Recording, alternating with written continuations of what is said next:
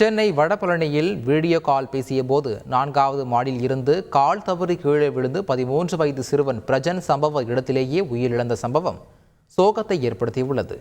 தனது நண்பரின் வீட்டிற்கு வந்த சிறுவன் எவ்வளவு உயரத்தில் இருந்து பேசுகிறேன் என்று பாரு என தோழியிடம் வீடியோ கால் பேசிய போது தவறி கீழே விழுந்தது தெரிய வந்துள்ளது.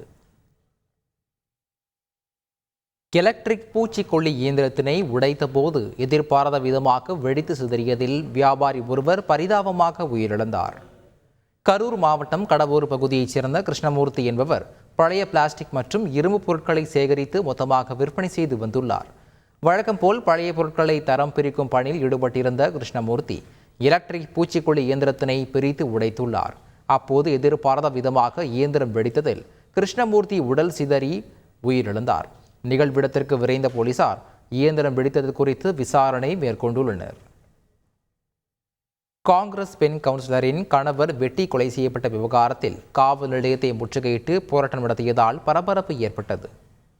திருவட்டார் பேரூராட்சியின் 10வது வார்டு காங்கிரஸ் கவுன்சிலர் உஷா குமாரியின் கணவர் ஜாக்சன் மர்ம நபர்களால் வெட்டி படுகொலை செய்யப்பட்ட நிலையில் குற்றவாளிகளை கைது செய்யக்கோரி காங்கிரஸ் கட்சியினர் காவல் நிலையத்தை முற்றுகையிட்டனர். இதனையடுத்து குற்றவாளிகளை கைது செய்ய போலீசாரிடம் வலியுறுத்திய எம்பி விஜய் வசந்த் உஷா குமாரிக்கு ஆறுதல் கூறினார். தர்மபுரி பிரியாணி கடை ஊழியர் கொலை வழக்கில் 4 பேரை போலீசார் கைது செய்துள்ளனர். தர்மபுரி இலக்கியம்பட்டியில் உள்ள பிரியாணி கடையில் வேலை செய்து வந்த முகமது ஆசிப் என்பவரை வெள்ளிக்கிழமை இரவு ஒரு கும்பல் வெட்டி கொலை செய்தது. கொலை நடந்த இடத்தை நேரில் பார்வையிட்ட தருமபுரி மாவட்ட காவல் கண்காணிப்பாளர் ஸ்டீஃபன் ஜேசுபாதம் தப்பி ஓடிய குற்றவாளிகளை பிடிக்க 4 தனிப்படைகளை அமைத்து உத்தரவிட்டார்.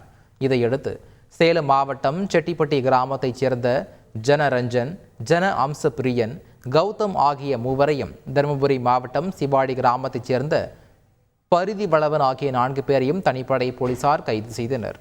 4 பேரையும் காவல் நிலையத்திற்கு அழைத்து வந்து விசாரித்த போது ஜனரஞ்சன், ஜன அம்ச பிரியன் ஆகியோர் தங்கள் சகோதரியை காதலித்ததால் முகமது ஆசிஃபை கொலை செய்ததாக வாக்குமூலம் அளித்தனர்.